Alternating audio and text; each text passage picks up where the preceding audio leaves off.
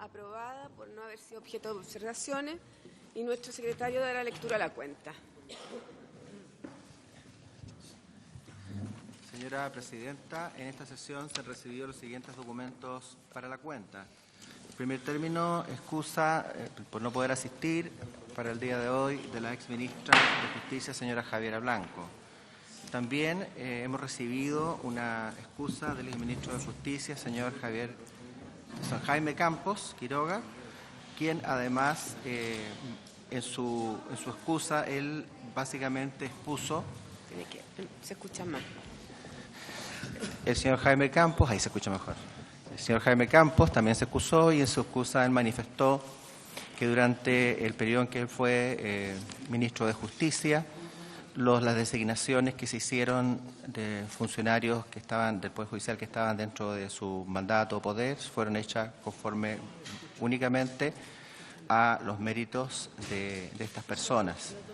Y también manifestó que en caso alguno hubo algún tipo de influencia en ese, digamos, que desvirtuara ese único criterio.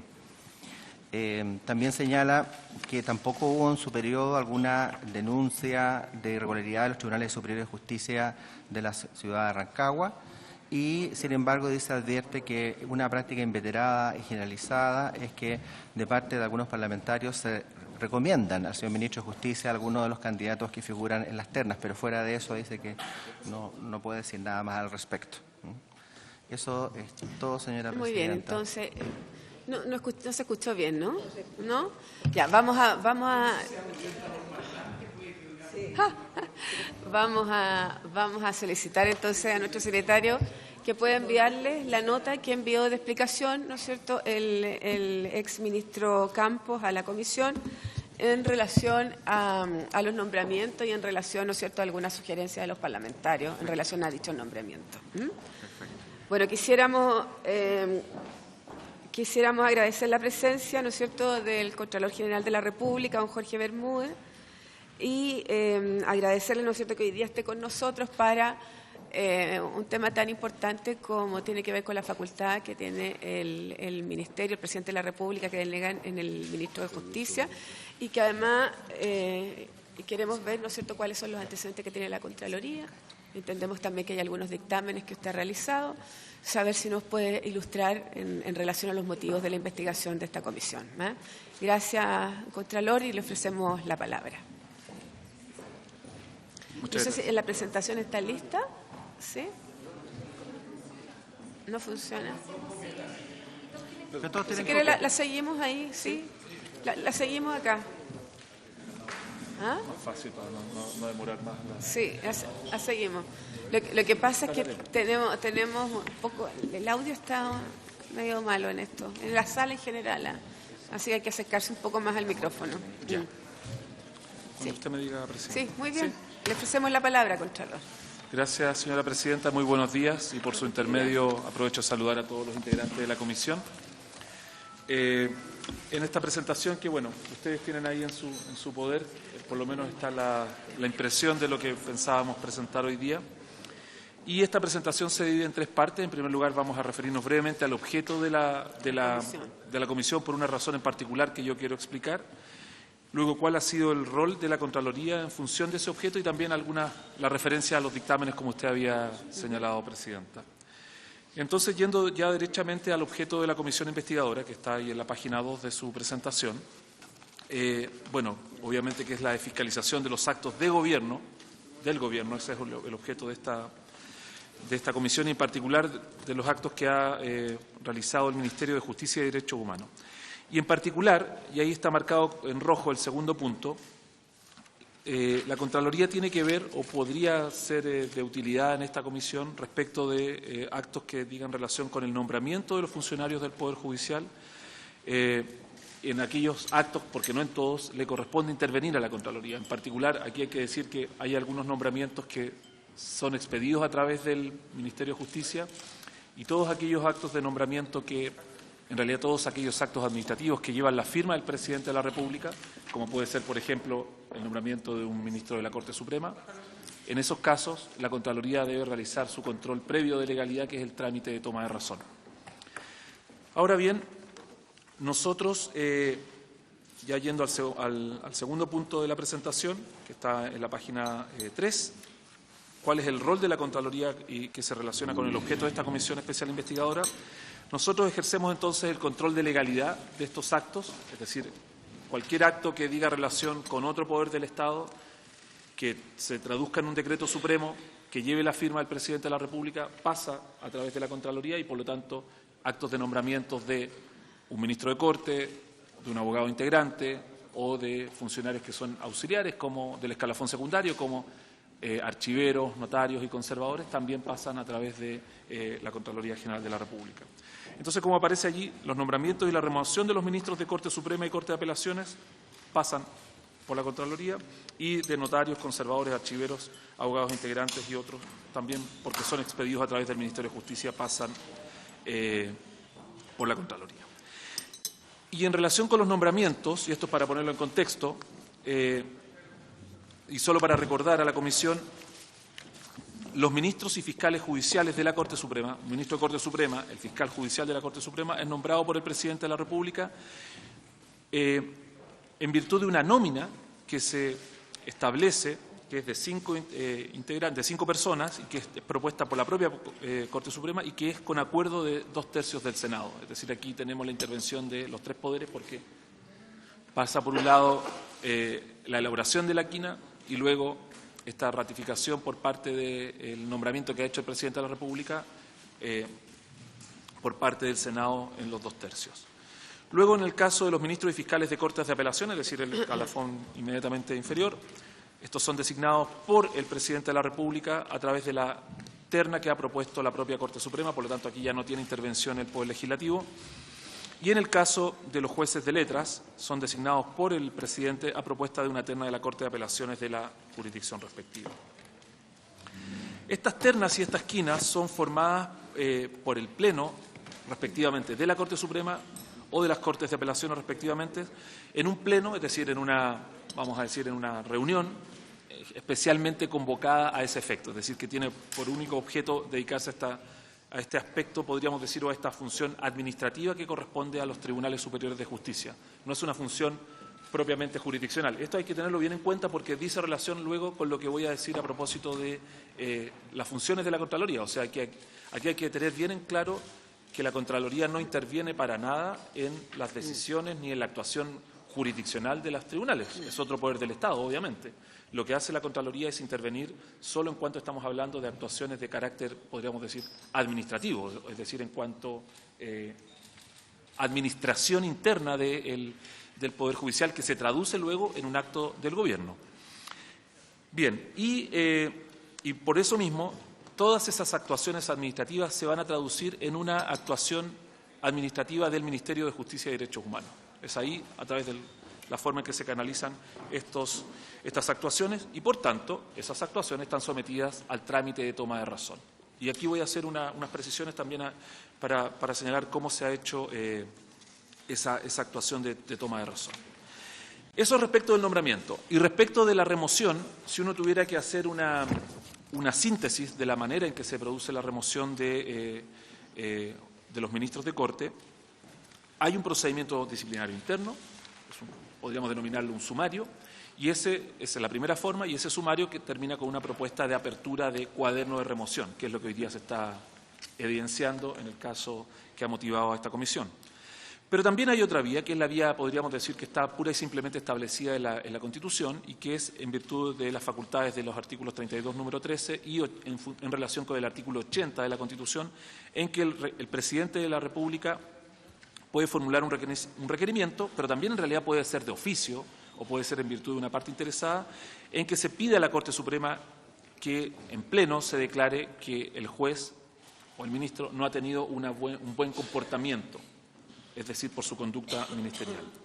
Esa es la segunda vía. Ahí está, ya tenemos imagen. Y la tercera fórmula, que solo es respecto de los ministros de tribunales superiores, de Corte, de Apelaciones y Corte Suprema, es la vía de la acusación constitucional, que obviamente es una vía excepcionalísima por el notable abandono de deberes del juez, por esa causa.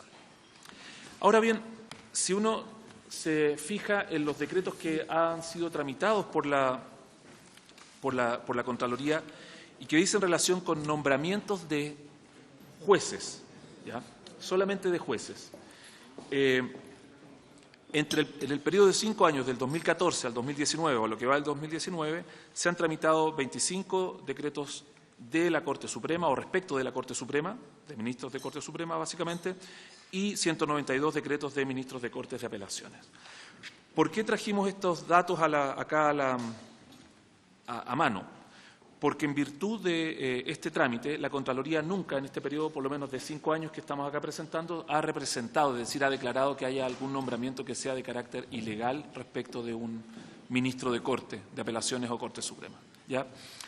Esto porque básicamente el procedimiento es un procedimiento de generación interno que tiene el Poder Judicial, ¿ya? Por lo tanto, nosotros acá el trabajo que realizamos es un trabajo un poco más formal en el sentido de verificar que el decreto esté firmado por quien está firmado, que tenga los antecedentes y poco más. Entonces, eso explica que no haya habido actos representados, es decir, declarados ilegales. Y si han sido retirados, luego nuevamente son ingresados y por lo tanto han sido cursados.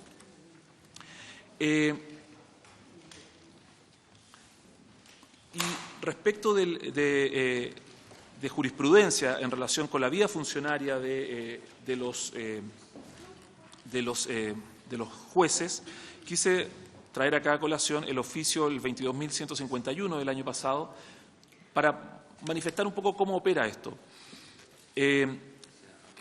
En este caso se trataba de la remoción de un magistrado, de un juez de letras, en este caso era de un juzgado de San Felipe, quien había sido removido en virtud del Decreto Supremo 442 de 2018 del Ministerio de Justicia. Y el ex magistrado, el magistrado removido, hizo un reclamo ante la Contraloría haciendo presente una serie de eventuales faltas procedimentales en que se habría incurrido por la Corte Suprema en su remoción. Y allí nosotros lo que hicimos fue verificar que se hubiese cumplido con el procedimiento, pero no entramos, porque es otro poder del Estado, no entramos en la verificación de la corrección de ese procedimiento porque es una fórmula de nombramiento y de remoción que corresponde a otro poder del Estado. O sea, es un procedimiento que básicamente nosotros ahí la intervención que nos corresponde es comprobar que el decreto se haya ejercido, se haya dictado con corrección y teniendo los antecedentes a la vista. Es decir, que haya sido un decreto fundado, pero no hay un análisis de lo actuado por los tribunales en el ejercicio de su facultad disciplinaria. Un poco distinta es la situación, eso sí, respecto de notarios conservadores y archiveros que forman este escalafón secundario dentro del Poder Judicial. En este caso, la designación se hace por el Presidente de la República a través de este decreto que también se expide a través del Ministerio. Aquí hay una terna que se elabora por la Corte de Apelaciones respectiva en virtud de un procedimiento que básicamente hay que definir como procedimiento concursal. Es decir, es un procedimiento competitivo, de antecedentes, pero también de conocimiento que se realiza por parte de las Cortes de Apelaciones para proveer las vacantes que puedan existir, de notarios, conservadores y archiveros. Esa terna, que se formula con sus antecedentes y la propuesta de nombramiento, se remite al Ministerio de Justicia para la elaboración del respectivo Decreto Supremo y ese Decreto Supremo, como he dicho ya varias veces, se toma razón o no por parte de la Contraloría. Y luego voy a mostrar un dato respecto de cuántos han sido tomados razón. Y del punto de vista de la remoción, el procedimiento también es un procedimiento administrativo interno respecto a aquellos funcionarios que no gozan de la inamovilidad, como serían los ministros de Corte, por ejemplo, quienes son removidos por el Presidente de la República con el acuerdo de la mayoría de los miembros en ejercicio de la Corte respectiva. Y esto en ejercicio normalmente de la facultad que tienen las Cortes de velar por la conducta funcionaria de los miembros del escalafón secundario, y eso quiere decir respecto de notarios, conservadores y archiveros. Y aquí está por ejemplo, en este periodo en que a mí me ha correspondido ejercer este cargo, hemos representado entre 2014 y 2019 los nombramientos que allí aparecen, es decir, hemos declarado ilegales estos nombramientos, básicamente porque la terna no había sido conformada de acuerdo a las personas que habían obtenido los mejores puntajes en el procedimiento concursal, es decir, antecedentes y conocimiento. Entonces la terna se había conformado de una manera distinta y por lo tanto no se había respetado el propio procedimiento para poder conformar esas ternas y por lo tanto hay 7 casos entre este periodo, básicamente del año 2017 y 2018, en que la Contraloría dijo este nombramiento no procede.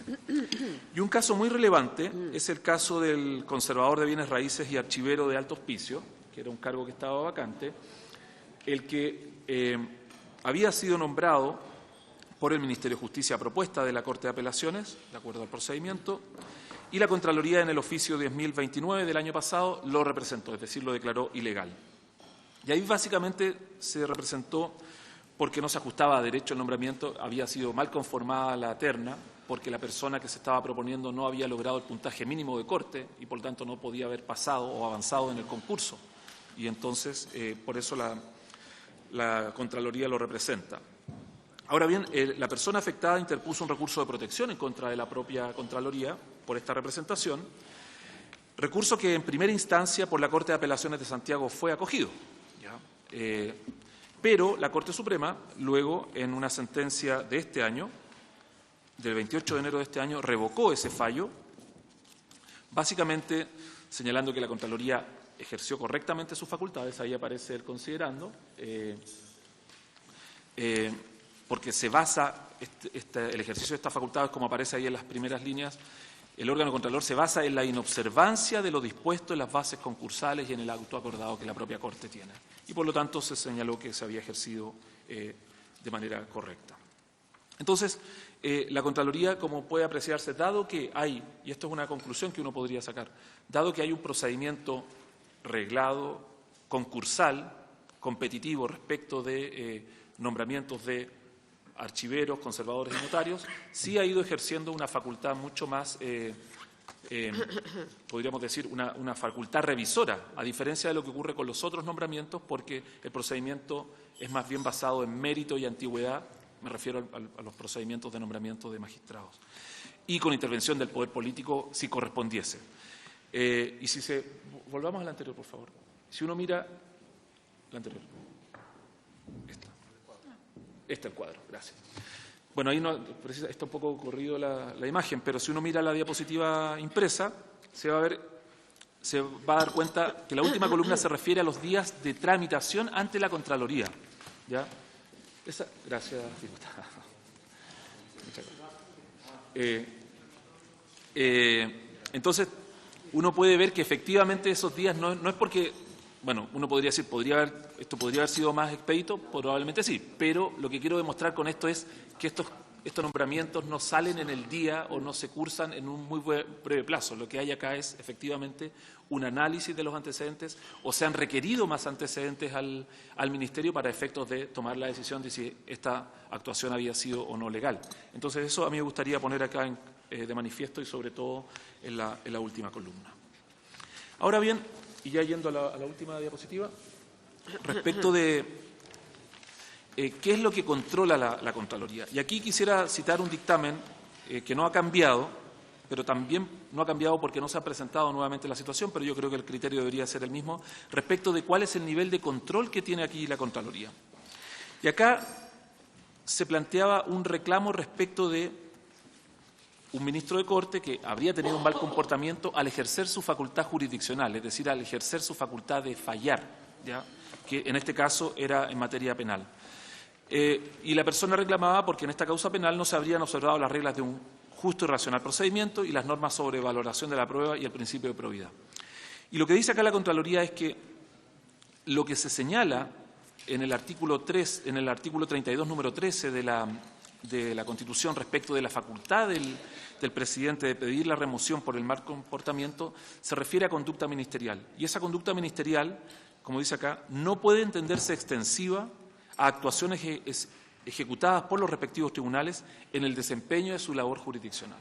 ¿Ya? Es decir, la conducta del juez, en virtud de la cual se pudiese pedir esa remoción, no dice en relación con la corrección de sus fallos, sino que dice relación con otro tipo de conductas que podríamos decir están más bien en el ámbito disciplinario, en el ámbito de otro tipo de actuaciones administrativas y no en la corrección que tienen los propios fallos, porque los fallos en realidad tienen su vía de revisión propia, que es los recursos jurisdiccionales.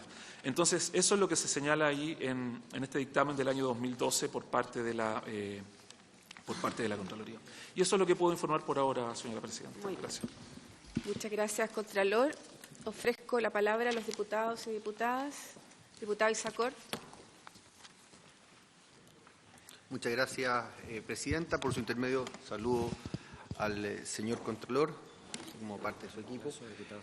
Agradecemos esta presentación, la cual yo creo que nos va a permitir esclarecer bastante la diferencia entre acciones administrativas que tengan que ser vistas en una etapa determinada por la Contraloría, así como las que son resueltas o investigadas a nivel interno del propio Poder Judicial. O sea, aquí hay una instancia interna que queda clara y la Contraloría finalmente toma razón de esos actos administrativos.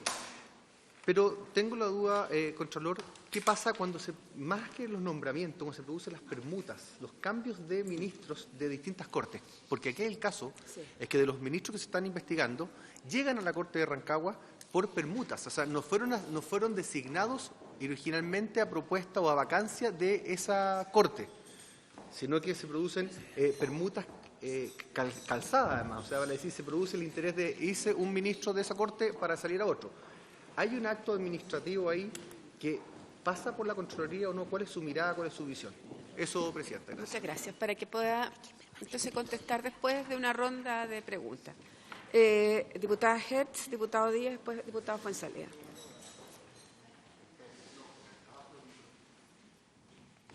Sí, ahí. Gracias, presidenta. Bueno, a través suyo saludar, por cierto, al Contralor, agradecerle que haya concurrido, nos entregue estos antecedentes. Y es una pregunta muy puntual respecto a las representaciones que nos informa la Contraloría de Nombramiento del Escalafón Superior, que son 7 en el periodo del 2014 a 2019, y que en el caso del conservador de alto hospicio presentó un recurso de protección y sabemos cuál fue su resultado. Mi pregunta es si en las otras representaciones que hace la Contraloría sobre la legalidad de estos nombramientos se observaron por parte del Ministerio, se corrigieron, si tiene la información, qué es lo que ocurre después que la Contraloría representó esos nombramientos. Y bueno, respecto al tema de la permuta, a través suyo que menciona el diputado Isacort, yo supongo que el decreto de permuta, que es un mecanismo de nombramiento, también será revisado por la Contraloría. Me sumo también a esa consulta. Gracias, presidente. Muchas gracias, diputada Hertz. Ofrezco la palabra al diputado Díaz. Muchas gracias, presidenta. Yo en primer lugar quisiera saludar, por cierto, a nuestro invitado, al Contralor General, felicitarlo a algo que no había dicho hace mucho rato, y es que es la primera institución que siempre llega con papel reciclado, que creo que es bien importante. Y impresa por ambos lados. ¿Cómo? ¿Esto es culpa del gobierno anterior? ¿Es culpa del gobierno anterior también? La tinta de color, claro.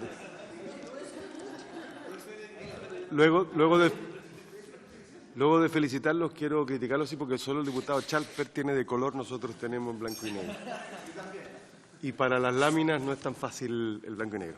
No, pero dicho eso, no, pero me parece importante porque que destacar eso, ojalá hiciéramos lo mismo nosotros en la Cámara y en el Congreso.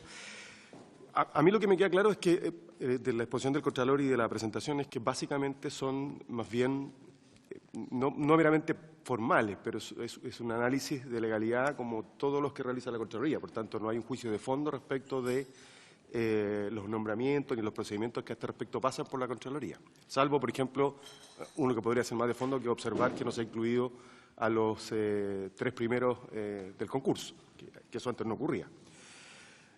Entonces, aprovecho de preguntarle, todo es que un organismo autónomo constitucional le puede emitir juicios, si es que se lo estima pertinente por su intermedio, presidenta, porque creo que una de las cosas que ha ido quedando claro, de hecho el propio gobierno lo tiene claro hasta el punto que presentó o va a presentar un proyecto en esta materia, es que entonces todos los procedimientos de designación de este tipo de autoridades, creo que hoy día vamos a terminar, esperamos, de despachar el proyecto de cambio del sistema registral en la Comisión de Constitución, son procedimientos febles. O Así es, si el juicio de la Contraloría, que son procedimientos febles, de bajo nivel de escrutinio público y escrutinio institucional, endogámicos, incluso hasta me atrevería a decir decimonónico, y si considera que esto afecta por igual al Poder Judicial, al Ministerio Público, al sistema de notarios, conservadores y archiveros, y si sobre esa base la Contraloría ha evaluado, examinado o dispone de algún documento que pueda aportar o ilustrar la discusión que vamos a tener respecto de estas materias, más que al caso en particular, porque no veo qué específicamente, además de lo que dices acá, podría el Contralor aportar respecto a los hechos específicos que se investigan. Gracias, Presidenta. Diputado Díaz, el diputado Fuenzalida. Gracias, Presidenta. A mí tengo dudas con lo que expuso el Contralor respecto de hasta qué punto la Contraloría puede intervenir respecto de actos del Poder Judicial, porque si uno compara lo que pasó, por ejemplo, con el notario y conservador de Alto Hospicio, ahí yo entiendo que el Contralor observa y restituye sin toma razón, pero no sobre el tema del nombramiento del notario, sino que de un proceso anterior, que es el concurso, que es un acto propiamente del Poder Judicial. Entonces, por eso que no me queda claro respecto a por qué con los notarios conservadores sí hace un análisis respecto de actos posteriores al nombramiento como tal, pero respecto de jueces no. Y por eso que no me quedó claro, me gustaría que me lo aclarara un poco más respecto de cuál es el rol que tiene la Contraloría en lo que puede ser actos propios del Poder Judicial. El diputado Castro. Gracias, Presidenta. Saludar al Contralor y a su equipo. Yo quiero preguntarle por el proceso de nombramiento del notario de San Fernando. El ministro de Justicia acá en 2 sesiones consecutivas explicó ese proceso que tuvo 3 ternas en sus distintas fases. Y yo le hice una consulta a él que él respondió de una manera determinada y quiero preguntarle a usted si es así o no lo siguiente. La segunda terna de ese proceso fue una terna que estuvo constituida por 3 candidatos, de los cuales 2 no eran notarios. 2 no eran notarios. La norma se entiende en general que tiene que haber a lo menos, o puede haber un no notario en la terna, pero depende del tamaño de la circunscripción también. Claro. Entonces, quiero consultarle sobre ese punto en particular, porque se entiende que ya pasaron los plazos de los requirentes que pudieron haber apelado, no lo hicieron en su momento, pero a mí me ha seguido asaltando esta duda y he encontrado información jurídica contradictoria sobre este punto, si podían o no estar presentes 2 personas ajenas a la carrera de ser notarios en esa segunda terna, que tuvo un efecto y una implicancia, porque este fue un caso bastante bullado, además, en la opinión pública en su momento, a fines del 2017 y principios del 2018. Quiero preguntarle si se ajustó o no, a su juicio, al derecho administrativo, esa constitución de la segunda terna del nombramiento del notario de San Fernando. Diputado Isacón. Gracias, Presidenta. Una pregunta por su intermedio al Contralor. Haciendo memoria, cuando se crean, aquí más allá, yo quiero ir un paso anterior, más allá del concurso propiamente tal, hay una creación de nuevas plazas de notarías y conservadores durante el periodo del ministro Campos. Fue muy bullado también, muchas notarías, muchos conservadores, se reclamó muchísimo al respecto. Y de hecho, en su momento se creaba, por ejemplo, y yo no sé en qué estatus está en este momento, un conservador, por ejemplo, en la comuna de Doñihue, donde no tenía tribunales. Y una de las cosas que se pedía justamente, y esto me lo manifestó de hecho de manera pública el actual presidente de la Asociación de Conservadores y Notarios, que es el conservador de bienes raíces de Rancagua. Él lo planteó en la prensa, yo lo conversé un par de veces porque decía, la base de un conservador es que exista un tribunal de asiento de la comuna, y en ese caso los Doñihue jurisdiccionalmente pertenecen a los tribunales de Rancagua, entonces una serie de cosas particulares.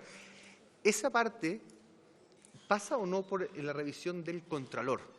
Las creaciones de notarías, más allá del concurso, lo que dice el diputado Castro, que es atingente a la situación, sobre todo porque, como lo revisa la Corte que estamos estudiando, estamos investigando, si la creación de nuevas plazas de notarías y conservadores también pasa por la visación de la Contraloría. Gracias, Presidenta.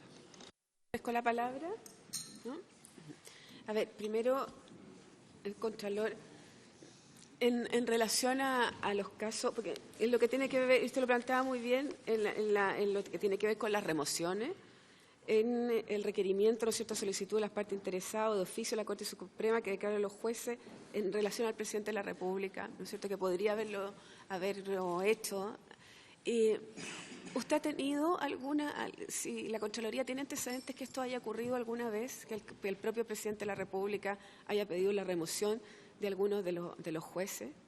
¿Qué características, si tiene conocimiento o si no nos puede enviar la información, qué características tuvieron esas circunstancias por las cuales se pidió esta remoción?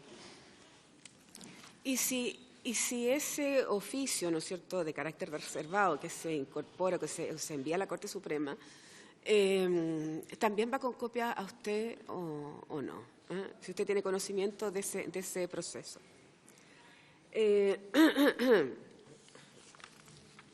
En relación a otro tema, ¿qué piensa usted en relación a la obligación de las autoridades a declarar sus intereses en actividades gremiales, de conformidad a la Ley 20.800, por ejemplo, lo que tiene que ver con la masonería? Si correspondería o no el que se incorporara, ¿no es cierto?, dentro de la declaración de intereses de las personas. Le ofrezco la palabra. No sé si hay algún otro diputado o diputada, ¿no? Muy bien. Ofrezco la palabra, Contralor. Gracias, presidente. Voy a ir en el mismo orden entonces en que fueron formuladas las preguntas.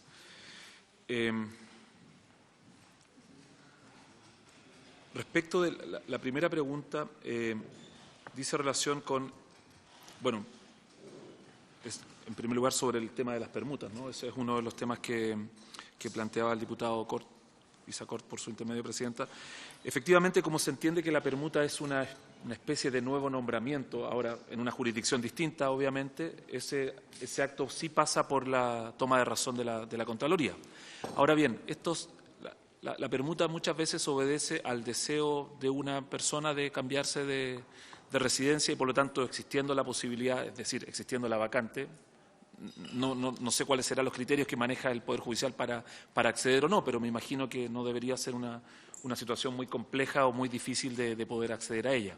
Ahora bien, si hubieran otro tipo de razones que uno no ve, obviamente que eso es muy difícil de poder detectar en el trámite de toma de razón, porque en el fondo allí sí que solo se podría verificar que esté la vacante y que la persona cumpla los requisitos para poder desempeñarse en el lugar donde va a ser trasladado, donde se va a poder producir esa permuta en el cargo. Y también, y tomando inmediatamente la segunda pregunta que decía en relación con las creaciones de notarías y conservadores, y si estos actos pasan o no por la Contraloría, efectivamente pasan por el trámite de toma de razón de la Contraloría, y de hecho el aumento de notarías que se produjo hace un par de años ya en el gobierno anterior fue representado en su primera oportunidad de pasar por la Contraloría porque no tenía todos los antecedentes. Luego el Ministerio volvió a ingresarlo con todos los antecedentes y ahí sí fue efectivamente cursado ese acto. Ahora bien, esto responde en realidad a una decisión más bien de política o de gestión del propio Ministerio. Ellos son los que tienen la facultad de poder apreciar cuál va a ser el número y dónde van a ir va a estar el asiento de ese tipo de funcionarios, de los conservadores y de los notarios básicamente y también de los archiveros. Entonces, esa es más o menos la lógica que tiene el sistema. O sea, hay una clara participación del Ejecutivo en determinar cuántos y dónde van a estar estos funcionarios. Respecto por su intermedio, presidenta, de las preguntas que nos hacía la diputada Hertz a propósito de las representaciones de los nombramientos y si se corrigieron estos decretos supremos por parte del Ministerio. Bueno, siempre que hay una representación está la posibilidad para el Ejecutivo, bueno, tiene varias posibilidades, pero normalmente la posibilidad administrativa y que no produce una tensión en el sistema, sino que simplemente es la forma en que muchas veces se actúa, dice relación con que el acto se corrige se acompañan nuevos antecedentes y se vuelve a ingresar. Y eso, el caso de las 7 representaciones que se ha señalado acá, tendría que yo hacer llegar a la información a la comisión para señalarle con claridad en qué casos efectivamente se volvió a ingresar ese nombramiento. Me da la impresión de que en un par de ellos sí se volvió a ingresar el nombramiento y efectivamente sí fue cursado, pero no en todos ellos. Ya en el caso de Alto Hospicio, por ejemplo, no fue así, y en un par más tampoco fue así, esos me constan, pero no quiero dar una información imprecisa. Entonces, lo normal es que pueda hacerse si es que evidentemente el vicio es susceptible de ser salvado. ¿Ya? Ahora, también podría ser, y eso no hay que descartarlo, de que en los procedimientos que son de concurso, si el concurso se deja sin efecto y se vuelve a hacer el concurso, esa persona puede volver a participar y por lo tanto podría haberse subsanado ahí el problema. Eso también podría haber sido. Pero, como le digo, prefiero, antes de seguir señalando posibilidades, mejor después darle el dato concreto de cuáles fueron los que se cursaron. Bien, respecto de la pregunta que formulaba el diputado Díaz y sobre todo respecto del, y si me permite el paréntesis dado que se hizo también respecto del uso del papel, bueno, efectivamente nosotros hace ya más de 3 años cambiamos el papel y solo este cambio de papel es y solo lo digo como un dato no anecdótico, sino que es relevante yo creo que incluso para esta corporación, es que este papel no es carta, sino que es A4, ya que en el fondo es el que usa las impresoras, exactamente, es un intermedio entre carta y oficio. El papel oficio solo existe en Chile con esas dimensiones, por lo tanto es muy caro. Este papel es más barato que el papel oficio. Y todas las impresoras del mundo están seteadas por defecto para imprimir en A4.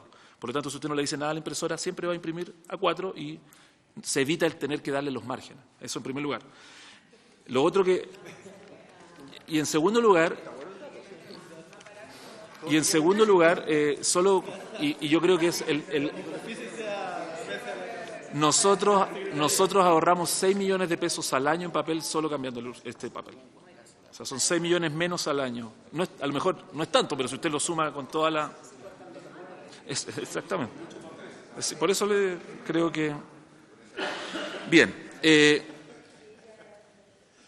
Ya, y la pregunta que nos hace, que ya es un poco más complicada para nosotros como Contraloría responderla, es, efectivamente, porque, a ver, yo le puedo responder en virtud de lo que uno ha visto, que se ha estudiado a propósito de cómo operan en otras partes estos nombramientos. Obviamente que en otras partes el nombramiento se hace por otros órganos, en el sentido que si bien pueden formar parte incluso del Poder Judicial, no tienen a su cargo la función jurisdiccional. O sea, acá la función jurisdiccional y la función administrativa, es decir, revisar los fallos o fallar, es decir, administrar justicia, pero por otro lado, todo lo que dice relación con la conducta de los jueces están en órganos distintos. Son comisiones, consejos, Consejo Superior de la Magistratura, por ejemplo, en España, u otros, que son los que hacen esa labor. Y que ahí, obviamente, puede tener una representación colegiada o no, pero ahí es donde efectivamente se ve todo lo administrativo, porque en realidad, en el día a día, y lo digo con conocimiento de causa, porque yo estoy a cargo de una institución, lo administrativo tiene mucho que ver con las posibilidades de crecer profesionalmente y con incluso la calidad de vida del funcionario. O sea, es distinto trabajar en Santiago, o en Valparaíso, o en Concepción, a trabajar en Copiapó, por decir un ejemplo que a nosotros nos afecta directamente como Contraloría. O sea, es muy difícil llevar funcionarios a determinadas regiones. Y eso, o sea, muchos que lo hacen por amor al servicio, por crecer profesionalmente, pero también muchos lo ven como un verdadero castigo. Entonces, ahí hay un tema, obviamente, cuando todas esas funciones están juntas en el mismo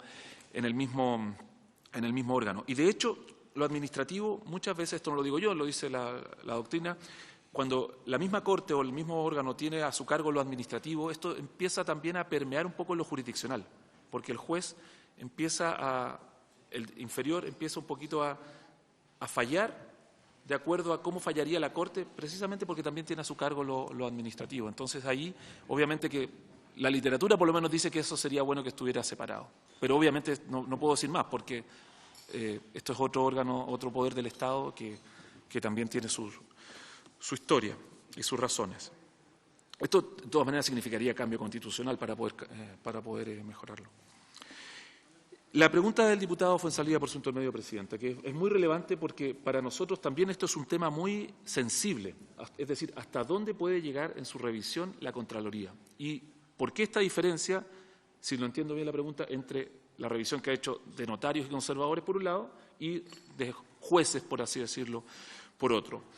Esta es una duda que ha tenido mucha discusión internamente en la Contraloría. Nosotros hemos discutido mucho esto porque históricamente la Contraloría no ha hecho mayor objeción de los nombramientos que vienen desde el Poder Legislativo, desde el Poder Ejecutivo a través del Ministerio de Justicia, porque efectivamente es revisar un procedimiento que hace otro poder.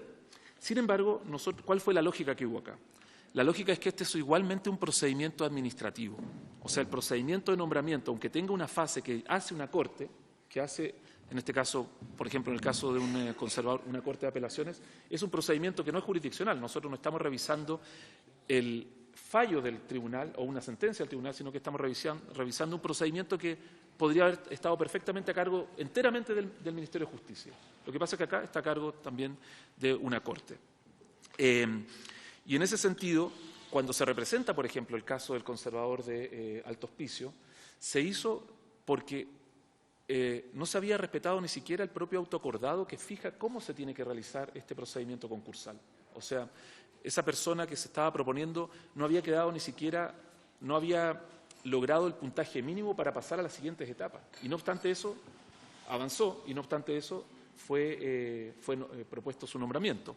Ahora bien, esto es una cosa que es totalmente discutible. Yo asumo esa discusión, en el sentido que la Corte de Apelaciones, cuando ve el recurso de protección, estuvo por decir la Contraloría no se puede meter acá. Y esto fue revocado por la Corte Suprema. O sea, en el fondo hay opiniones jurídicas que dan para los dos lados. Nosotros pensamos que el rol de la Contraloría no se puede limitar a un rol meramente de certificación o simplemente de ser como una especie de validador de algo cuando no lo ha podido revisar. Pero si lo tenemos que revisar, hay que revisarlo en su completitud. Y en el caso del nombramiento de los jueces no es así, porque ahí no hay un procedimiento concursal. El procedimiento se basa mucho más en el mérito, es decir, en la calificación que hace la propia Corte y en la antigüedad. Y por lo tanto allí es muy difícil poder realizar cualquier control objetivo de lo que allí está pasando. Entonces, por eso no hay representaciones. Respecto por su intermedio, Presidenta, de la consulta que hacía el diputado Castro a propósito en particular de la notaría de San Fernando y que tuvo 3 ternas y en 2 de ellas hubo 2 que no eran notarios o que no venían de otra notaría, los postulantes. Habría que ver en particular cuál fue ese caso, pero lo que sí hay que decir es que las notarías también tienen distintas jerarquías. Es decir, hay una especie de carrera de notariado dentro de este escalafón secundario y, por lo tanto, una ciudad asiento de corte, como puede ser Santiago o Valparaíso o Concepción, tiene mayores requisitos el notario para llegar allí que un notario de una ciudad que no tiene esa característica. Por lo tanto, puede ser, y me da la impresión de que es así, de que en este caso, en la notaría de San Fernando, a lo mejor no era exigible ese requisito de que fueran 2 notarios los que estaban como mínimo en esa terna. Puede ser, no estoy mirando ahora en este momento el expediente, pero podría ser ese el caso de que tenga menos requisitos. Por cierto, de todas maneras, y eso así como vamos a revisar los otros nombramientos. Que lo puede enviar lo vamos a revisar. Contralor los 2 antecedentes, sí, la diputada Hertz y el diputado Castro. Exactamente, y Muchas ya tomamos nota de esas 2 cosas. Ahora, si tenemos antecedentes respecto de que se haya ejercido o pedido por parte del presidente de la República que se ejerza a su vez por la Corte Suprema esta facultad de remoción por mal comportamiento, si se ha enviado este oficio del presidente o ha pasado por la Contraloría, el oficio no debería pasar, solo el decreto de remoción que se debería expedir a través del Ministerio de Justicia. Ahora, en estos 3 años y medio, yo no he visto que se haya ejercido esta facultad. ¿Ya? Puedo estar equivocado, pero creo que es algo tan especial, tan excepcional, que me acordaría, creo yo, de que si esto se hubiese ejercido. Lo vamos a chequear de todas maneras y vamos a chequear para atrás si se ha ejercido también en otro momento. Y la opinión que nos pregunta... Sí. Sí. si se ha ejercido para atrás y que nos pueda dar las características del procedimiento y las características de las circunstancias. Porque dado la complejidad de este caso, uno le llama la atención, ¿no es cierto?, que no se haya recurrido a esta facultad también del Presidente de la República. Entonces, saber en otras oportunidades si que ha existido, cuáles fueron las características, las circunstancias de esta remoción. Sí, entiendo, vamos a revisar esos antecedentes, Presidenta. Lo que sí yo me imagino que también acá habrá un problema de división de poderes, ¿no? Eso es lo que probablemente hay. Y usted me hizo una última pregunta, Presidenta, que es respecto de que se pueda incorporar dentro de la declaración de patrimonio e intereses el intervenir en actividades gremiales. ¿Cómo podría ser, por ejemplo, formar parte de la masonería o de un grupo así? De una institución así. Bueno, si se quisiese incorporar habría que hacer una modificación legal, eso en primer lugar. Y me acaban de, entre comillas, soplar que, por ejemplo, hay un caso en Italia en que se sancionó a un juez por formar parte de la masonería, pero luego el Tribunal Europeo de Derechos Humanos sancionó al país por esa sanción, porque en realidad eso es algo que queda en el ámbito privado y mientras no incida en el ejercicio de la jurisdicción no tiene por qué ser un elemento de la causa, ¿no? Eso. Lo que uno dice no es que sea, ¿no es cierto?, para sancionar a un juez, sino lo que uno dice es que la ciudadanía sepa con quién está conversando, cuáles son los intereses de esa persona. Entonces yo creo que además por este caso, en donde los involucrados eran masones, y a partir, ¿no es cierto?, de esa circunstancia hubo de alguna manera un cierto grado de complicidad, entendiendo que posteriormente la masonería lo retiró, pero bueno, hay un común denominador que nos preocupa y que yo creo que sería bueno para la transparencia y la ciudadanía de la toma de decisiones, saber con quién yo estoy hablando, y cuáles son esos conflictos de interés o cuáles son, ¿no es cierto?, en las distintas instituciones a las cuales pertenece esa persona y sobre todo tratándose, ¿no es cierto?, de abogados, en forma particular, de abogados y del Poder Judicial. O sea, usted diría que no es necesario entonces, o sea, a ver, que con lo que hoy día tenemos no tendría que cumplir ese requisito, sino tendría que haber una modificación legal. Presidenta, probablemente habría que hacer una modificación legal para poder exigir esa declaración. Lo que sí hay que tener en cuenta es que cualquier causal, así como respecto de un juez, también respecto del contralor, o cualquier persona que tiene que tomar una decisión en un procedimiento administrativo o judicial, cualquier causal que haga perder la imparcialidad es motivo de abstención, ¿ya? En otros casos, en el ámbito judicial eso se denominará implicancia o recusación, dependiendo del caso, pero eso está previsto. O sea, en realidad, una persona que por alguna razón pierde imparcialidad respecto de lo que tiene que decidir debería abstenerse. Entonces, perdón, Contralor, es que eso es lo que no ocurre. Entonces, claro, la teoría es una cosa, pero las leyes están hechas precisamente para casos que no ocurran y cómo vamos acotando, ¿no es cierto?, para poder tener mayor control de con quién estamos hablando y los conflictos de intereses que puedan ocurrir. Bueno, entonces vamos a estudiar las modificaciones legales que se necesiten, por lo menos a mi juicio. Diputado Sandón. Muchas gracias, Presidenta. Agradecer la exposición del Contralor. Hemos hablado de San Fernando, hablamos de Alto Hospicio y varias distintas, pero yo quiero volver a lo que nos convoca esta comisión investigadora al Contralor, preguntarle por su intermedio, Presidenta, si tiene algo que decir en lo relativo al nombramiento de denuncias sobre la conducta de jueces y empleados judiciales de la región de O'Higgins, que es lo que nosotros estamos investigando. Si hay algo que nos pueda aportar, dado que es lo que nos convoca como comisión investigadora. Muchas gracias, Presidenta. Muchas gracias, diputado Sandón. Diputado Barros. Gracias, Presidenta. Agradecer la exposición del señor Contralor. No sé si poder pedir, es curioso, en los nombramientos representados que coincidan en prácticamente 6 meses dentro de 5 años.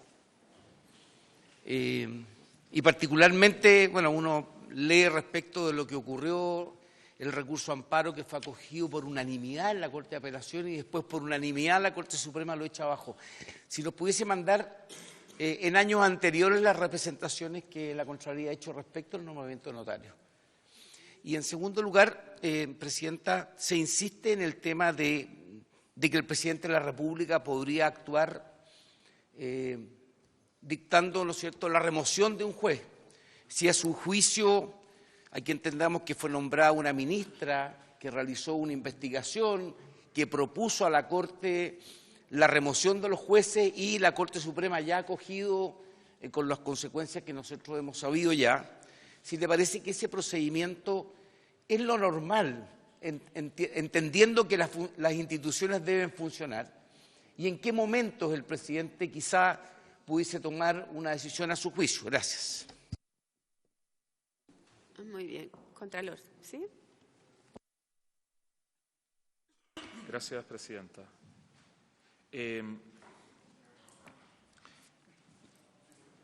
Respecto de la conducta ministerial de los magistrados en general, no solo respecto de del caso puntual que motivó la conformación de esta comisión, la verdad que nosotros como Contraloría tenemos que tener una actitud deferente respecto de los tribunales de justicia. Lo que nosotros entendemos que acá ocurre, y también lo junto con la segunda pregunta del diputado Barros, por su intermedio, Presidenta, es que acá hay un procedimiento administrativo que es propio de un poder del Estado, que nosotros no fiscalizamos.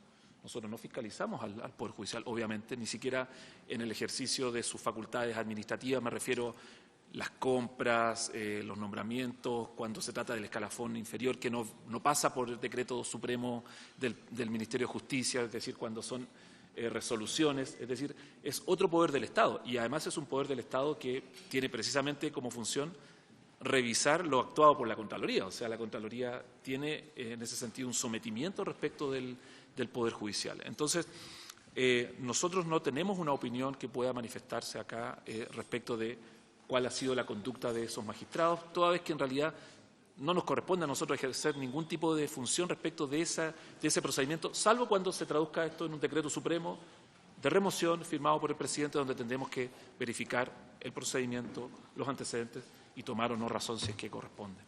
Eso en primer lugar. Y respecto de lo señalado, lo preguntado por el diputado Barros, por su intermedio, Presidenta, claro, para mantener la coherencia pusimos años 2014-2019, los 5 años, pero como muy bien se fijó el diputado, están concentradas esas representaciones en esos meses porque es allí donde por primera vez, por lo menos lo que hemos revisado en este periodo, se habían representado estos nombramientos. O sea, no hay, del 2014 al 2017 no se habían representado, ¿ya? ¿Por qué? Porque efectivamente había primado una tesis de que era un procedimiento totalmente separado de la función que debía ejercer la Contraloría. Como nosotros ahora estimamos que este es un procedimiento administrativo y así ahora está validado por la Corte Suprema, estimamos que hay que ver si efectivamente se cumplió o no con ese procedimiento administrativo. Y eso es lo que podría decir por ahora, Presidenta. Pero, tenemos que también, dentro de las conclusiones, también vienen propuestas. Entonces, si a usted le gustaría hacer uso o sea, que nos pudiera enviar propuestas o explicitar hoy día alguna propuesta que desde el punto de vista de la Contraloría nos pudiera sugerir en relación a los procedimientos que a usted les tocado revisar. Si hubiese algo, ¿no es cierto?, interesante de poder incorporar, de mejorar, de sustituir, de eliminar en relación a la revisión que ustedes hacen. ¿Sí? Presidenta, nosotros tenemos un documento en la Contraloría que se denomina Los Pilares para la Modernización de la Contraloría y que en cierto sentido tiene que ver con esto. ¿Por qué? Porque la Contraloría es un órgano autónomo, pero que está sometido al control de los tribunales de justicia, ¿ya? Y la Contraloría, dentro de la propia Contraloría, tiene, por mandato constitucional, tiene un tribunal, que es el Tribunal de Cuentas. Entonces nosotros pensamos que dentro de ese proceso de modernización está, por un lado, perfeccionar la vía de revisión judicial. Es decir, pensamos que sería importante que quien revisa a la Contraloría, sea los tribunales, por cierto, pero que esa vía esté un poco más clara, porque hoy día hay una cierta ambigüedad desde el punto de vista de cuándo y contra qué recurrir de la Contraloría. Pero también el clarificar que la función jurisdiccional al interior de la Contraloría es una función que tiene que tener ciertas características de independencia, de autonomía y de separación de la función administrativa que realiza la propia Contraloría. Entonces yo creo que en ese sentido también puede ser tener en cuenta ese documento podría ser un aporte a la comisión. Si pudiera hacernos llegar el documento, además de la información que ha pedido la diputada Hertz y el diputado Castro, ¿no? Muchas gracias, Contralor. Vamos a suspender 2 minutos para despedirlo.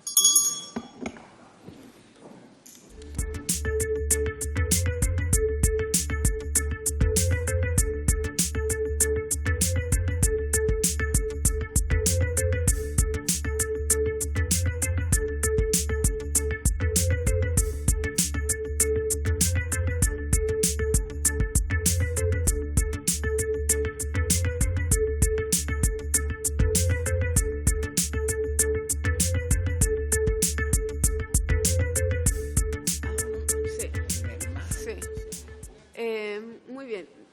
Diputado Castro. Presidenta, entiendo que no vinieron los otros invitados y yo quiero resituar a consideración suya y de la Comisión en el foco de las sesiones que restan las preocupaciones de lo sucedido en los últimos días. Hace 6 días la Corte Suprema abrió cuaderno de resolución en contra de los 3 magistrados, cuaderno de remoción de los 3 magistrados. Hace 5 días falleció el magistrado Marcelo Albornoz, que en paz descanse.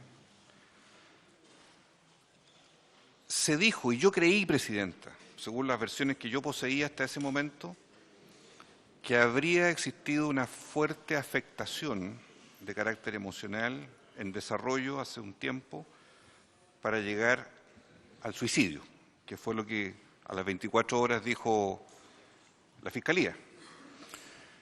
Sin embargo, a mí han llegado informaciones que ponen en duda tal condición. Por lo tanto, como estamos en un terreno donde además uno tiene que ser extremadamente responsable con los límites de la información y de los alcances de las cosas, me parece a mí, Presidenta, sin nosotros ser el Poder Judicial, obviamente, pero sí la Fiscalía es la que tiene mucha información y poder al respecto, a mí me parece muy importante indagar, requerir, conversar con las personas que estén a cargo en el Ministerio Público respecto a este hecho tan lamentable y doloroso, pero que tiene que ser fríamente analizado también por las policías, porque desde mi punto de vista me parece que hay necesidad de que se aclaren de mejor manera las cosas. Y en ese sentido, decirle que la Fiscalía, que tiene una arista penal sobre este caso, que terminó después fracturada, la propia Fiscalía, por las razones que todos conocimos. Sin embargo, estando radicado en una Fiscalía metropolitana, la arista penal del caso de los jueces, me refiero, yo creo, si no está considerado, que debiera considerarse una invitación, pues no podemos citar, una conversación con la Presidenta o con quien se estime, porque a mi juicio la investigación penal cobra más fuerza aún de la necesidad de esclarecer exactamente los hechos de lo que está sucediendo. Nosotros conocimos una investigación administrativa de la Suprema que abrió el cuaderno de remoción. Ese es el dato que está ahí. No sabemos antecedentes de los aspectos penales que han rodeado toda esta situación. No lo sabemos, por distintas razones y de los límites que tenemos también como comisión. Pero yo estimo y solamente le sugiero, Presidenta, que usted arbitre medidas en ese sentido, en la forma en que se estime pertinente, y las próximas sesiones, que entiendo serían en Rancagua, algunas de ellas, pudiéramos resituar en el ámbito nuestro también la investigación de lo que nos atañe, porque entiendo que estamos en la mitad del periodo, más o menos, del funcionamiento de la comisión, para que permita arrojar luces en el propósito que tiene esta investigadora. A ver, ofrezco la palabra en relación al tema. Sí, diputada Hertz. Gracias, Presidenta. La verdad que quedo bastante sorprendida. O sea, en primer lugar, por cierto, creo que todos los miembros de la Comisión lamentamos profundamente la muerte del ministro, ¿no es cierto?, Marcelo Albornoz. Lo que quisiera como precisar es, yo desconozco la investigación penal que señala a través suyo el diputado Juan Luis Castro que se está llevando a efecto, o se está esta investigación penal en relación con la conducta de los jueces. Enseguida, a través suyo, el diputado Juan Luis Castro dice que tiene información, pero no me queda, lo que no me queda claro es información sobre qué, sobre las circunstancias que rodearon la muerte lamentable del ministro, que fue calificada de suicidio por la Fiscalía, porque, bueno, son asuntos sumamente delicados, digamos, y graves, que me gustaría que esos antecedentes o esa información se pudiera compartir en esta comisión, porque las dos cosas, yo no desconozco qué investigación penal se hace y, por cierto, desconozco la información a la que alude a través suyo el diputado. Gracias.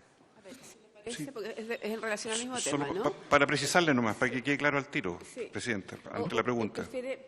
No, es que yo prefiero precisarle al tiro la... sí. No, cuando yo hablo, por un lado, del proceso, es el proceso que se inició en la Fiscalía de Rancagua, en su momento, ¿Qué pasó a la metropolitana? que después de la fractura, del derrumbe de la Fiscalía de Rancagua, está en una Fiscalía Metropolitana. Y no se sabe el destino, nadie lo sabe, yo tampoco lo sé, el curso de esa investigación, eso por un lado, de los hechos principales. Y del fallecimiento del magistrado Albornoz es si se pueden inquirir mayores antecedentes, porque no pongo en duda lo que dijo el Servicio Médico Legal respecto a que esto fue un suicidio. Lo que sí, porque los que somos diputados de la zona entendemos de todo, nos llegan informaciones verbales, obviamente, de distintas personas que no son verificables, pero son informaciones que trascienden en cuanto a la data y a las condiciones en las cuales se produjo este suicidio. Y eso es una materia policial. Muy bien. Estamos tomando nota para ver alguna conclusión al respecto. Diputado Barro. Presidenta, Diputado, a mí me gustaría ¿Macaya? ¿Sí? me gustaría a través suyo requerir del secretario de la comisión para que nos indique cuáles son aquellos campos respecto de los cuales esta comisión tiene competencia. Porque esta comisión lleva por nombre investigadora de actos del Ministerio de Justicia y Derechos Humanos y otros actos del Gobierno en relación al tema de los jueces. Entonces me gustaría que pudiésemos acotar o cuál es el ámbito que no debemos traspasar como comisión en virtud del mandato que tiene esta. Gracias. Bien. Diputado Macaya. Sí, quizás en el mismo sentido y pidiéndole quizás al secretario que nos ayude a circunscribir un poquito más el ámbito de lo que tenemos que hacer.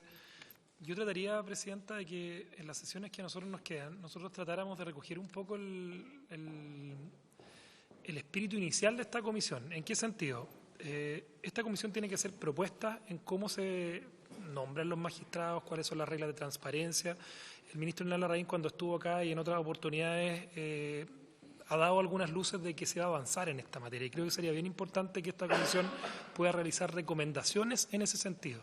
Si nosotros, en definitiva, lo que terminamos haciendo acá es convertirnos en entes investigadores o requiriendo antecedentes de investigaciones que son demasiado sensibles, o sea, muy sensibles. Yo creo que el suicidio de una persona, junto con ser un hecho lamentable, yo no sé en qué podríamos nosotros sumar una investigación, un antecedente. Yo por lo menos lo veo muy difícil, o sea, creo que es parte de las cosas que finalmente le corresponden al Ministerio Público investigar, con toda obviamente la profundidad que se requiera. A mí me encantaría que los procesos judiciales que están en curso, la investigación de la ministra de la Corte Suprema, lo que está haciendo el Ministerio Público en cada una de sus aristas, sea lo más rápido posible. Pero más allá de eso, nosotros tampoco tenemos mucha más posibilidad de exigirles rapidez, de pedirles que sea lo más rápido posible, pero meternos más allá, a mí me parece que, y particularmente con lo que pasó en la última semana, puede ser un poquito más delicado. Diputado Lavaca. Sí, señora Presidenta, concordar con lo que acaban de señalar ambos diputados. Creo que el marco de acción de la Comisión es bastante regulada, ¿ya? Y respecto al tema de la Fiscalía, vino el fiscal a exponer esta comisión y nos señaló además que esta investigación en particular hoy día tiene reserva, ¿ya? Si no hubiera tenido reserva, claramente pudimos haber accedido a los cuadernos de investigación pidiéndolo. Pero hoy día esta investigación, por lo sensible que es, claramente está con reserva. Por lo tanto, yo pediría, Presidenta, no circunscribiéramos obviamente el objetivo de la Comisión. Gracias. Solo para decirle, Presidenta, perdone, Sí. como me he sentido mal interpretado por 3 diputados, porque han pretendido aludir de que yo estoy solicitando acciones que exceden el marco de la Comisión. Simplemente comenté una duda, que me parece que, no sé si podemos comentar una duda en el seno de una comisión investigadora, y plantear una inquietud a la comisión o a la presidenta. Jamás he pedido ni voy a exceder el marco de la comisión. Pero yo pediría en eso tranquilidad porque veo que... Está bien. No, pero a ver, tratemos de ordenarnos, diputado Barros. No, a ver, no es que yo haya malinterpretado al diputado Castro, no, yo solamente quiero que el secretario nos fije para efectos de que no vayamos a cometer el error de entrar en campos que la misma comisión no tiene las competencias de acuerdo a su mandato. No hago ningún reproche, diputado. Gracias. Muy bien, les hemos solicitado, ¿no es cierto?, a nuestro secretario que pueda dar lectura, que nos pueda ilustrar en relación a lo que está pidiendo el diputado Castro como el diputado Macaya. Estimada Presidenta, en relación con la consulta hecha por los diputados señores Macaya, Barros, la verdad es que el marco normativo de una comisión investigadora es claro y está establecido desde la propia Constitución. Está esto dentro de las facultades que tiene la Cámara de Diputados, que son facultades exclusivas, que le entrega la Constitución para fiscalizar los actos de gobierno.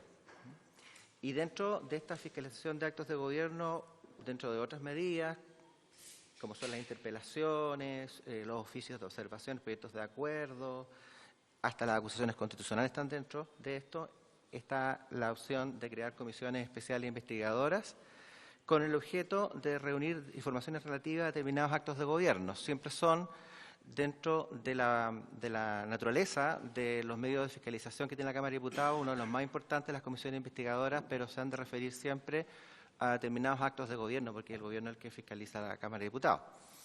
Y en relación con esto, lo otro es que la ley orgánica también establece que es tan estricta en relación con el mandato que tiene la comisión o las comisiones investigadoras que ni siquiera por unanimidad es posible modificar el mandato de las comisiones. Eso es todo, señor presidente. Sí. O sea, es tan estricto que además habría que hacer una nueva comisión investigadora si uno quiere ampliar, porque ni siquiera la sala nos puede mandatar, sino que tenemos que solicitar. Sí. No, mira, no importa.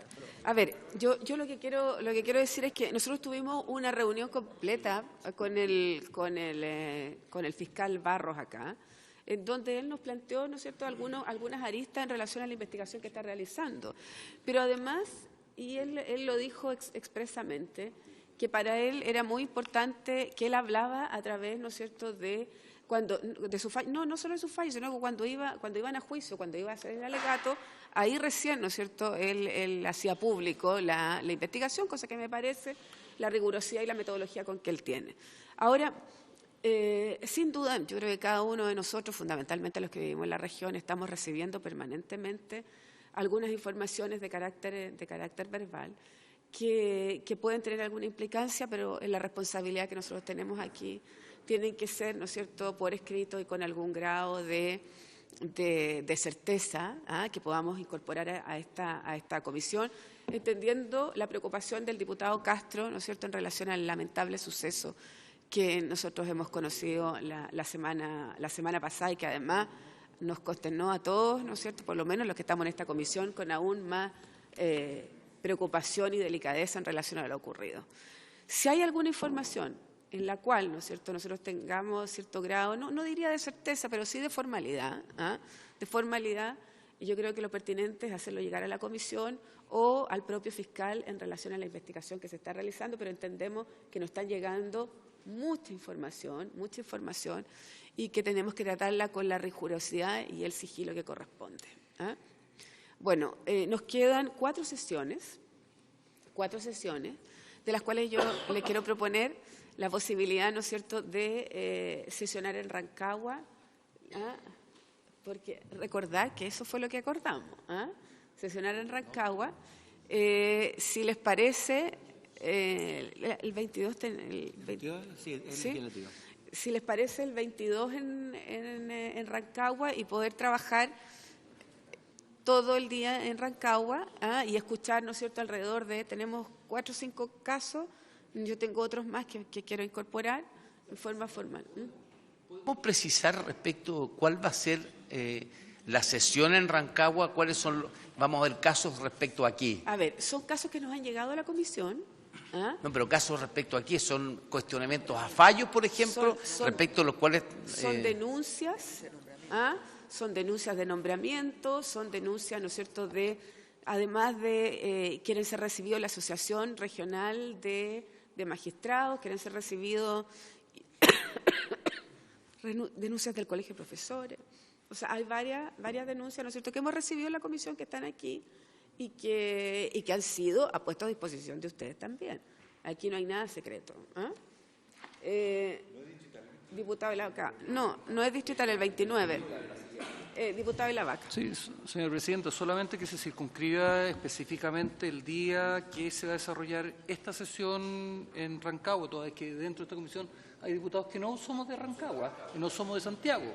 ¿Ya? Sí. Por lo tanto, el tener que trasladarnos un día domingo de Valdivia a Santiago, después volver de Santiago a Rancagua. No, el 29. No. El 22, yo estoy consiguiendo un lugar, ¿no es cierto?, neutral, que no tenga que ver con nada que estemos investigando, un lugar apropiado para eso. Esto es funcionar en el día completo. Nosotros tenemos otras comisiones que funcionan el lunes en la tarde aquí. Sí, lo sé. Por eso que es difícil, por ejemplo, para el diputado de la Vaca que viene de Valdivia, ¿no es cierto? Imagínense llegar aquí a las 11, volver a trasladarse a Rancagua. Nosotros podemos ir de, mi caso, San Fernando a Rancagua, pero el caso de ustedes es más difícil. Yo le voy a pedir que a través de la Secretaría podamos hacer la coordinación con los diputados que son de regiones. ¿Sí? Muy bien, ofrezco la palabra en relación a alguna otra precisión, por favor, del Ejecutivo. Muchas gracias, señora presidenta.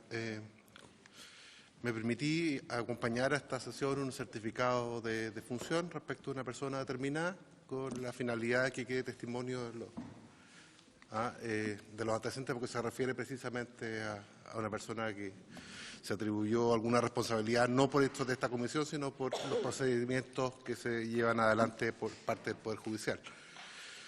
Sobre alto auspicio, y atendido que surgieron algunas dudas respecto de esta materia. Relación a la información que usted me entregó, sí. se lo entregué a Secretaría y se va a dar cuenta, ¿no es cierto?, la próxima semana. Muchas gracias. Sobre alto auspicio, un par de comentarios. No vamos a dilatar, pero conviene precisar lo siguiente. Tal como aparece en la información que proporciona el señor Contralor, el acto de nombramiento es el Decreto Supremo 227-2018 y su fecha es el 5 de marzo del 2018. 5 de marzo del 2018. La fecha de ingreso a la Contraloría, o la fecha del trámite de la Contraloría, es el 18 de abril de 2018. El trámite de la Contraloría consiste en restituir el decreto sin tramitar.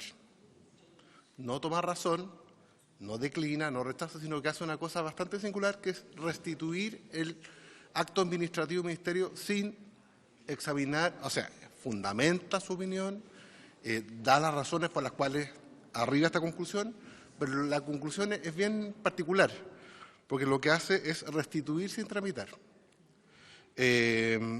Contra ese acto, contra el acto del Contralor, no contra el nombramiento, sino contra el acto del Contralor, el particular afectado dedujo un recurso de protección. Ese recurso de protección, entonces, se fundamentó en consideraciones que aquí se han expuesto latamente en esta comisión por parte de que aquí se hicieron preguntas muy oportunas al tenor de esto. Se ha hecho una distinción aquí acerca de los actos de nombramiento que llevan consigo un concurso y los que no. La Contraloría ha expuesto en esta sesión que los que conciernen el nombramiento de notarios, conservadores y archiveros son actos que llevan consigo un concurso y que, por lo tanto, se aplican las normas del procedimiento administrativo. No es mi misión hacer comentarios acerca de ninguna circunstancia, pero es llamativo que se sostenga eso y no en la selección de los otros funcionarios del Poder Judicial respecto de los cuales se llama concurso, se formulan postulaciones, se elabora un ranking, con ese ranking la Corporación Administrativa lo suministra a la Corte de Apelaciones respectiva y según esos antecedentes se confecciona una terna respecto a la cual el Ministerio de Justicia, el Presidente de la República o el Ministro en su caso, son los que toman la decisión de practicar el nombramiento. Sin emitir ningún juicio de valor, eso es una consideración que quiero hacer constar. Alto Hospicio es un caso en el cual se confluyen varias circunstancias interesantes de consignar. ¿A qué me refiero? La terna que confeccionó la Corte de Apelaciones de Iquique para nombrar o para el nombramiento del funcionario que serviría al cargo de conservador archivero de Alto Hospicio fue reclamada por una persona que formaba parte de esto con la finalidad de que se excluyera a uno de los que formaban parte de esa terna. Esa reclamación fue conocida por la Corte Suprema. Corte Suprema que la primera, que en enero del año 2018, resolvió por encontrarse esta terna ajustada a derecho se desecha la reclamación. Es porque fue rechazada la reclamación que los antecedentes pasaron al Ministerio de Justicia donde se practicó el nombramiento. Antes que asumiera el gobierno al cual yo presto servicio, quiero dejarlo absolutamente claro. Y la Corte de Apelaciones de Santiago, sexta sala, dicta una resolución que acoge el recurso de protección de la particular. El Consejo de Defensa del Estado, por instrucciones de la Contraloría, apela y la Corte Suprema dicta una sentencia que, en decisión dividida 3-2, revoca y declara que el recurso debe ser rechazado por las razones que aquí se han explicado. Por lo tanto, aquí tenemos una situación que es llamativa, porque tenemos dos resoluciones de la Corte Suprema referidas a la misma materia, pero por caminos distintos. Una que dice, señor, su reclamación es rechazada porque la terna se encuentra ajustada a derecho, y otra que rechaza un recurso de protección y dice, la terna no está correctamente elaborada. ¿Por qué he querido hacer estas puntualizaciones? Porque me parece que si la labor de la comisión investigadora va a conducir a conclusiones que permitan tener claridad acerca de cuál de los dos caminos debe prevalecer, me interesaba dejar sentado bien el punto para ver eso, y también un aspecto que se preguntó mucho en esta comisión, que es hasta dónde se extienden las facultades de control de la Contraloría General, porque el nombramiento es un acto administrativo. El decreto supremo, sometido a escrutinio, es el decreto de nombramiento. Pero esto es un proceso en el cual hay una fase previa. La convocatoria de concurso, la elaboración del ranking, la valoración de los criterios y los aspectos de cada candidato para confeccionar la terna. Y en esa materia, créame, señora presidenta, y por su intermedio los miembros de la comisión, que el respeto a la autonomía y a la independencia de otros poderes del Estado no nos pone en posición, por lo menos a este Ejecutivo, de decirle, mire señor, su terna está mala, está mal hecha, es ilegal. Cosa distinta es que la Corte elabore o haga un estudio respecto de cuáles son los aspectos que debe revisar, pero una separación de poderes no sé si nos permite llegar al punto de que usted hizo mal su terna. El camino para reclamar acerca de las ternas es el que la ley franquea a los que participan en el concurso, y es por eso que existen entonces los recursos jurisdiccionales del Código Orgánico o existe la acción de protección. Pero el camino a exigir respecto de esto podría incluso llevarnos a sostener que el Ejecutivo puede devolver las ternas a su amaño cuando se le ocurra. Son dudas legítimas que quiero compartir con esta comisión para que en el desarrollo de las conclusiones pudieran suministrar criterios para que la normativa legal, en los aspectos que hemos destacado, pudieran eventualmente ser apreciadas o corregidas. Muy bien. ¿Usted no podría hacer esa observación por escrito en relación a lo que planteó el Contralor? ¿Ah? Si fuera posible, porque es antagónico a lo que planteó el Contralor en una de sus... Es que, claro, puede ser, o sea, es una tesis que se discutió... O sea, es que es interesante. Lo que yo puedo aportar, porque está más claro y más que una opinión, ¿sí? Son los fallos de lo que resolvió la Corte de Apelaciones de Santiago y lo que resolvió la Corte Suprema, porque ahí la controversia está bien... Claro, pero como usted como representante del Ejecutivo, lo cierto sería para nosotros muy didáctico, que si usted, en base a los dos fallos, nos pudiera plantear por escrito lo que usted nos Muy acaba bien. de decir. Sí, por supuesto. Muy bien, ofrezco la palabra. Bueno, por haberse cumplido el objeto de la sesión, esta se levanta.